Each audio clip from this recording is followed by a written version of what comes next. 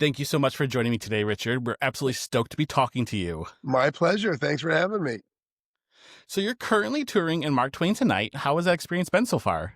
Oh, it's wonderful. I mean, I'm having the best time. It's the most fantastic material that Hal Holbrook put together, and it's a great time to be taking Twain out on the road around the country. I mean, he always has something to say about whatever's going on, but right now it just seems like the perfect opportunity. So I'm thrilled to be doing it. I'm having a very good time. What is kind of the show about? Because this is one actually I had to look up. I've heard of Hal Holbrook before, but wasn't sure of what's going on in Mark Twain Tonight. Well, Mark Twain Tonight is a performance piece that Hal put together in the 50s and did for close to 60 years. I mean, it really was, he did so much other wonderful work as an actor on stage and on screen, but Mark Twain really was his life's work, and he created this performance piece which essentially replicates um, what Mark Twain did for many, many years across the country and even all around the world. He used to give Okay. these what he called lectures, which are actually just sort of prototypes. And he was sort of the first globally famous stand-up man, really, although it was a Okay. very different kind of form than that would be considered now. But he would give these 90-minute or so talks where he'd talk about his adventures, and he'd tell tall tales, he'd do political satire, religious satire, all kinds of stuff. Very funny, very successful. So Hal, it isn't strictly speaking a play about Mark Twain. It's actually an approximation of what Twain himself did. So Hal was sort of following in Twain's footsteps, and I'm following them both around now. But it's a great piece of material, and he over the years he compiled a, a large quantity of stuff, and he would shuffle it and change it up as time went on. So it was a very open form, and I've been encouraged to do that too. So I'm just starting to move things around a little bit, but it's really fun. It's a very different kind of theater piece and great fun to do. And the audiences love it. I was going to say it sounds a little bit like less like you're a character and more like you are Mark Twain. Well, that's exactly so. I mean, and Twain is, when you read Twain's material, well, I'm not reading it, I'm just speaking it as if it were extemporaneous. When you speak his stuff, you're not just speaking his ideas and his jokes. You're giving him to the audience because he places himself personally in the center of just about everything he writes. So you really have a sense of having a visit with this man. And for the actor, it's marvelous because he really wraps himself around you, and you really feel like you are playing a very rich and delicious character in a play. It's wonderful. Is it easy to kind of get lost in that as an actor then, if you're kind of becoming Mark Twain? No, no, it's what we do. We go in and out. We play it enough so that we become very relaxed in it, and then we come out on stage, and we don't really think about it that much, except for how it's going and how we have to, modify it from night to night based on what the audience is doing, and in terms of timing and all that. But basically, you treat it the way you treat any role that you're playing. And this guy is really rich and really deep, so it bears. Some shows, if they don't have the kind of depth of exploratory possibilities, you can get to the bottom of the material pretty quickly. But Twain is really bottomless. I mean, you keep going deeper and deeper with him, so it's very satisfying. You kind of mentioned that you're starting to play around with like different pieces and stuff like that. How do you kind of decide like what parts you're kind of bringing in to the show every time? Well, I brought in a piece about his wife because he was devoted to his wife, and there wasn't much in the show really about women. I mean, there were women in the story, in the stories and all that, but this was a particularly lovely thing about his wife and also about his engagement to her, but also was an opportunity to bring in some of his really strong feminist ideas. He was really a proto-feminist, and it took him a while to get there, but he got there, and his stuff about women is very witty and very pro pro woman. So I wanted to put that in there. I mean, that was material. Some of that material was already in the stuff that Hal had collected, but I added some things to make it a little bit more salient for right now. And there's a wonderful piece about what happens during an election year called Election Madness, which I'll put in probably in the next month or so. That's so exciting too. I'm sure as an actor, being like getting to have a little bit of wiggle room to bring in different pieces that speak to you, but also to the audience as well. Exactly. I mean, you feel like you have a creative hand in the material, not just in the interpretation of it. And that's exciting. And I think it was one of the things that made it so thrilling for Hal. And it's what Twain did. You know, he would bring new things in, he would change the theme up. I mean, I didn't have Hal had decades to acquire and curate and learn all this material. I had nothing like that kind of schedule. So I had to learn something set. And now that I'm very comfortable with that, I'm able to start playing a little bit. But I don't have, I probably don't have 50 years ahead of me to keep, to keep adding and subtracting. I mean, fingers crossed. Let's hope so.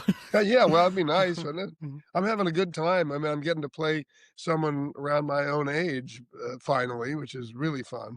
How much time did you have to prepare for this? Because you were just recently touring with To Kill a Mockingbird, which was incredible. I got to see it when you toured in Oh, Michigan. thank you, Um, thank you. Well, they came to me. Um, kind of towards the end of the Mockingbird tour, okay, and Hal's estate reached out and asked if I would consider reviving it because they thought it was time to revive it, and I agree with that. And Hal and I knew each other and had a lovely okay. collegial relationship, and they said, Hal would probably have liked you to do it very much. What do you think? And I jumped at it. I thought it was a great idea, but then it took a while for it to become real. It had to be set up, and they had to make a deal, and they had to get the rights, and all that stuff had to happen. So by the time it was all set, then I would start learning stuff. And that was maybe, I don't know, about in earnest, probably the beginning of this year. So I Oh had a few wow. months, but not, but it's 90 minutes, it doesn't take that long. Fortunately, I had enough time to go slow and learn it very slowly, which is such a pleasure.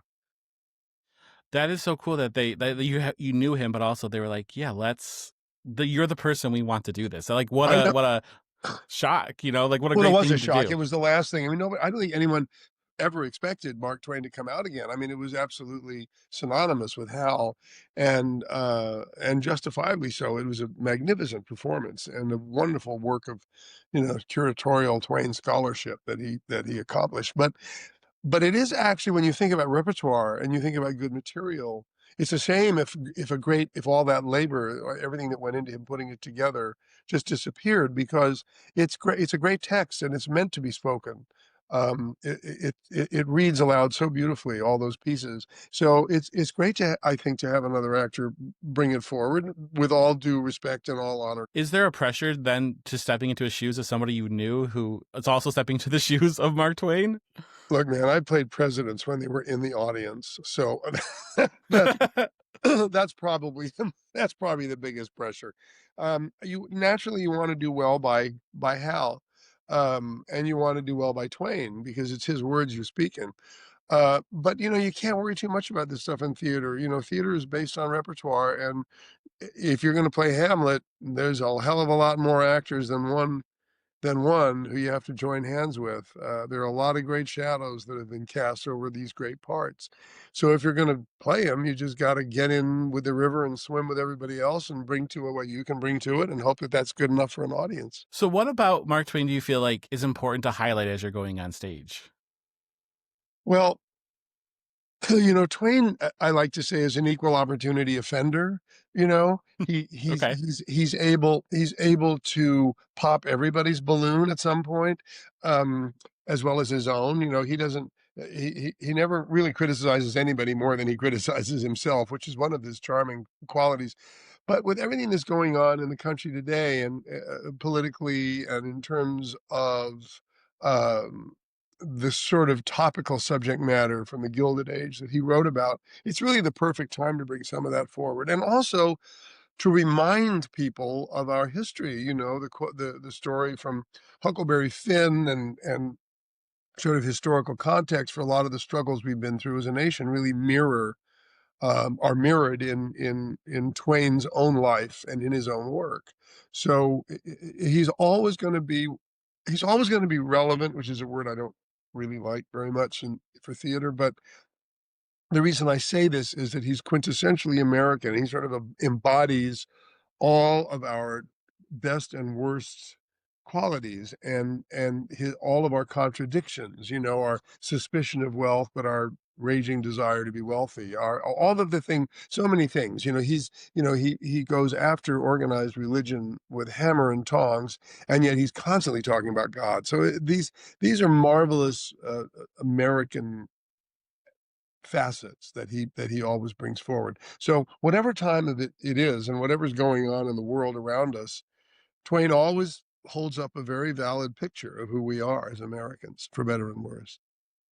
What I love about that too is that is very it's a similar in a way to who you were playing in To Kill a Mockingbird. Like you are also kind of holding up this reflection of American society that we can still look at today, and the good and the bad, and the dirty and the clean. Absolutely right. Absolutely right. It's that ability to sort of bring up an unvarnished picture that is so it's rich in the theater because it doesn't tell you what to think. I mean, it Hmm. may have, but Twain definitely had his ideals and things that he despised and things that he espoused. But as an audience member, you got to make up your own mind about where you are. I mean, and especially when you're playing all over the country, right? Um, because one of the joys of touring and one of the challenges of touring, but mostly the joys, is that you're playing in different regions, and different regions have different personalities in terms of audience makeup. So, in some parts of the country, they're going to be a little bit more threatened by things he has to say. In other parts of the country, they're going to eat it up. But they're always going to laugh because he'll make you laugh no matter what his point of view is, and that's the great thing about it. The poison arrow is sort of tipped with sugar. I, I love that saying. Speaking of tour, you have quite an impressive career, from the Waltons to being in It, The Americans, Ozarks. I could go on. But now you've also been touring shows like To Kill a Mockingbird and now Mark Twain Tonight. What is it like, kind of going from being in people's homes on their television to visiting the cities in tour such as this? Well, that's a great question. Thank you for that. It's one of the joys of touring is that you are when you play in New York, which of course is my home and where I grew up and learned to act on the stage. When you play in New York, you're playing at home, you're playing to a New York audience, and the people who don't live in New York are coming to you as tourists, right? One of the beautiful things about touring is that you get to visit people and play for them in their own communities, in the theaters that they have supported and that they have in many cases saved from destruction, and that they and there's a great deal of civic pride around theaters all across the country, which is beautiful. It's a wonderful constellation of theaters across the country. And so there's something very thrilling and fun to play for people on their own home ground, and I think they like it. I think they enjoy it, and you don't have to pay the plane ticket to go to New York. It does make it theater a little more accessible, especially a show like this, or like any touring show that is Broadway quality. We don't always get that That's in some right, big. and of course, and one of my sort of stealth missions in my touring life is to get more plays out on the road, because musicals are everywhere, and they tour. The vast majority of shows that tour out of New York are musical comedies, which is great. And the musicals are wonderful, and it's a great American form, and people love them, and that's all terrific. But plays used to tour all the time, and they hardly do anymore. And so it's very nice to bring shows out like 12 Angry Men and The Humans and Mockingbird, and this, which the kind of thing that used to go out all the time, but which don't go out so much anymore. So whenever one of these tours is successful enough, or in the case of Mockingbird, like wildly successful, it just makes it that much easier for the next play to go on the road. Absolutely, because I think that we only get about like one play a year that tours to Detroit, and that year Yeah. was to Mockingbird, and I feel like this year it is Mark Twain Tonight. There isn't a lot of those straight shows that come Yeah, you through. may get Stereophonic. I don't know if that's coming, but because I that's think that's next year. Yeah. yeah, that's coming out now. But I believe in touring, and I believe in touring plays. And then when I go 2 days after I finish this tour, I go into rehearsal for a Broadway show at Manhattan Theater Club. So it'll be nice to be home again for a while. Wow, that's exciting. Yeah, very new play by David Lindsay Abaire. A great playwright. Yeah, wonderful. And it's a wonderful new play. Um, so while on tour, I'm a psychologist by my day job, so I'm always wondering, how do you prioritize your mental health while you're on the road? Because I know it can be very daunting to go from city to city. I've never been asked that question before. I mean, asking any actor about his mental health is kind of sort of murky waters, isn't it? But but um, okay, that's a terrific question, and because you're changing it up so frequently, especially on a show like this, where we're not sitting down for a week or 2 weeks or a month. We're 2 days here, 1 day there, 3 days there. We're moving, moving, moving.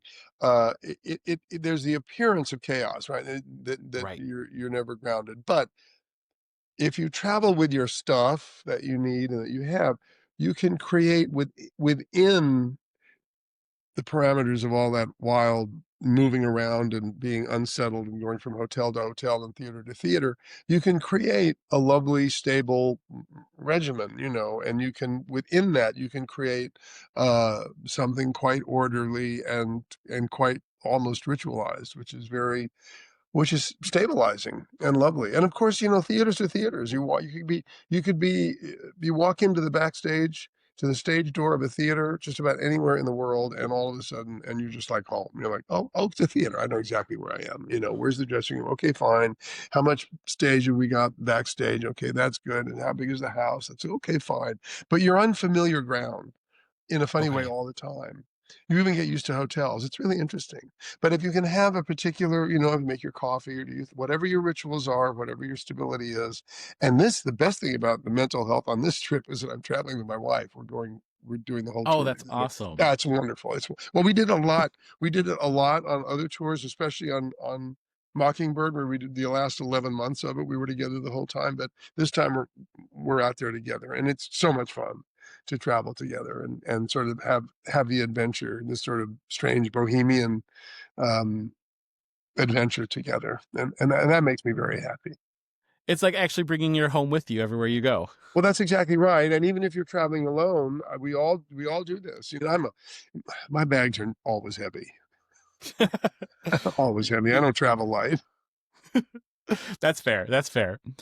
So speaking about Mark Twain Tonight, of the previous shows that you've been on, they've had quite a large ensemble pieces and Right. stuff, but Mark Twain is a one-man show. What is that like for you as an actor? Well, it's interesting. It's kind of, I miss having other actors out there to work with. And I love not having other actors out there to work with. No, no, it's a very different, very different animal. One of the primary joys for me of theater is community. It's the community of the company and coming together every night, everybody all together to tell the story, right? So that creates a marvelous sort of, I mean, it may be situational bonding, but a great deal of bonding and a certain kind of intimacy, which is really fun to enjoy. And I miss that. That is something, because depending on how a show is going every night, you can always look over at your colleagues and go, "Oh, this is rough, isn't it?" Or how's it going? You're not alone. Sure. But in any performance, even a play, I mean, I pay a lot of attention to the audience, as we all do. I never pretend they're not there. How could that possibly help? But the audience is always the cast member that is recast every night, right? So you're listening to them, you're holding for them, what are their rhythms like? So they're scene partners, right? Okay. Um, and and when you're doing a show on your own and it's a direct address like this to an audience, intentionally to an audience, or then they become, in an even more profound way, your scene partner, and you really are developing this very specific relationship with people for 90 minutes. And you can start with the people you can see down in the, or, in the front rows, and relate to them and carry that back to the back of the house. But it's a marvelously intimate thing with the audience, and that I've learned to enjoy. I can imagine that that's like, for lack of a better term, almost intoxicating to get to have that relationship with the audience that you don't usually Well, have in a show. when it's going well, it's intoxicating. When it's not going well, you just want to get out of town. But what I like to say, and what I've always said, is that theater, the audience, it's like having a blind date every night, right? You're gonna Okay. you're gonna you're gonna meet these people. You've never met them before. Can they dance? Do they have a sense of humor? Are they interesting? Are they picking up on the subtle stuff? Do they what are they reacting? Who are you? And how are we going to make this evening together work? So it's very much like a blind date from night to night. It's interesting. Sometimes it works, and sometimes you're like, whoops. I guess we won't be getting together again. That has to put almost a lot of work at the front of the show for you to determine while you're also doing the show of like, who are these people and how do I interact with them in that way? Well, it's what we do. It's what we do in any show to some degree, but when you're doing what I'm doing in this piece, that's what it's about. It really is about. I mean, you can be cold about it and say that basically it's all crowd control of some, to the degree at which you can control a crowd. But on a warmer tone, you really can have fun with people. You really can, as long as the fish are biting, you can have a very good time That's with an awesome. audience. One final question then for you is just what are you hoping audiences take away from Mark Twain Tonight? Well, first of all, I hope they're really entertained. I mean, he was always considered the greatest American humorist. Humor has changed a great deal. He is a wordsmith, and his humor is not so much short and sharp as beautifully woven, and the sentences are gorgeous and all that. And people need to really listen to Twain. It's a little different from from comedy right now, but he's very funny, very thought-provoking. First of all, I want people to laugh and have a very good time getting to know this cantankerous old genius, and then I want him to go out thinking about the things he talks about, and, especially the things that may relate to what's going on in our world now. Fun and thoughtfulness, that's a good combination, I think. It's very much like Mary Poppins said, a spoonful of sugar, you know? Exactly so. That's what he does. It's really beautiful. Well, thank you so much for your time. It's been such a pleasure talking with you. Oh, thank you. My pleasure, and your questions were wonderful. I appreciate that. Mark Twain Tonight arrives at the Fisher Theater this Sunday for one show, so get your tickets now and we'll see you there. Okay, see you there. Can't wait to get there. I love the Fisher.